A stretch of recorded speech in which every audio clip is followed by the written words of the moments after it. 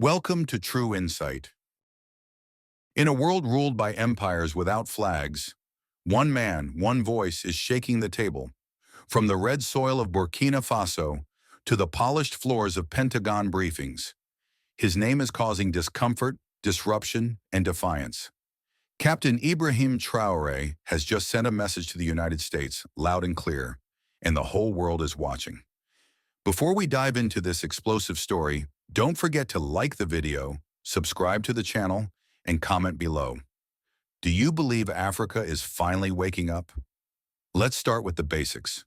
Captain Ibrahim Traoré, a 35-year-old military officer, became the interim leader of Burkina Faso after a 2022 coup. But he didn't rise for power. He rose from pain. His people were dying at the hands of jihadists. His country, rich in gold and culture, was bleeding under corruption and foreign exploitation. On the other side, we have General Michael Langley, commander of U.S. AFRICOM. Africa Command, one of the most powerful American generals with a global footprint. AFRICOM has military bases, drone hubs, and special forces operations all over the continent. Langley represents diplomacy with a military backbone. But when these two men's paths crossed, the tension became more than just politics. It became symbolic. It became a confrontation between control and independence. Early this year, a private diplomatic message was delivered from AFRICOM's Stuttgart headquarters to Ouagadougou. The letter, signed by General Langley himself, raised deep concerns.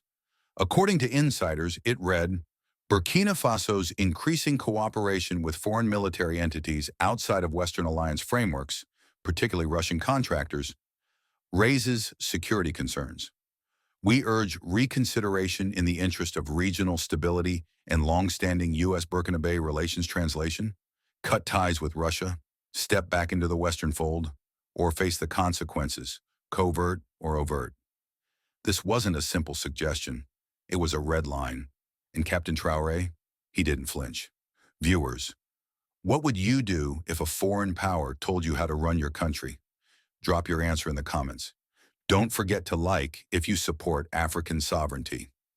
AFRICOM issued a statement days later, reaffirming commitment to African stability. But their tone was different, more cautious. Why? Because Traoré's message lit a fire. In Mali, leaders praised him. In Niger, protesters chanted, "Down with AFRICOM." In Guinea, murals of Traoré appeared alongside revolutionaries like Sankara and Che Guevara. Suddenly, Traoré wasn't just a president, he became a pan-African symbol. Political scientists called it the new anti-imperialist wave. Young Africans began asking hard questions. Why are there 29 foreign military bases in Africa? Why does Africa export raw gold but import poverty? Why is it a crime to say no to the West?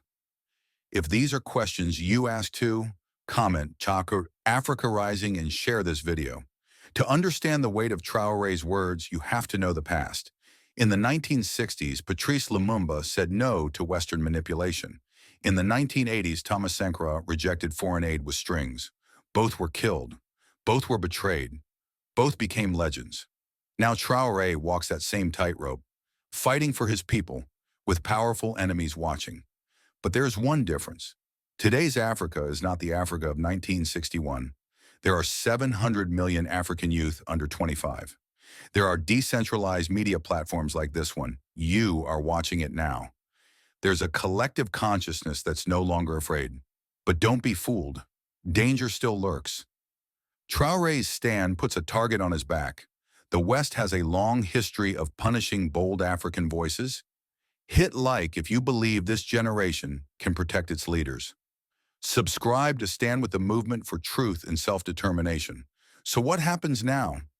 Burkina Faso is strengthening ties with Russia, China, and Turkey. AFRICOM is facing resistance across the Sahel.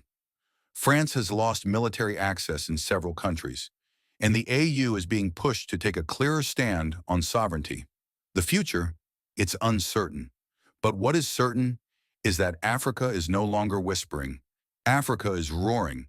Traoré said, "They fear us not because we are strong, but because we are finally aware of our strength. Powerful, truthful, unapologetic.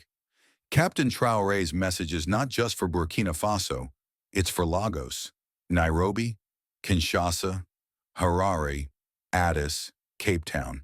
This is our moment to choose independence over influence, dignity over dependency, unity over division. If this video moved you, here's what you need to do right now. Like this video to boost the message. Subscribe to this channel for real African stories, unfiltered, uncolonized. Comment your thoughts. Do you stand with Traoré? Do you believe Africa's time is now? And most importantly, share this with 3 people who need to hear it.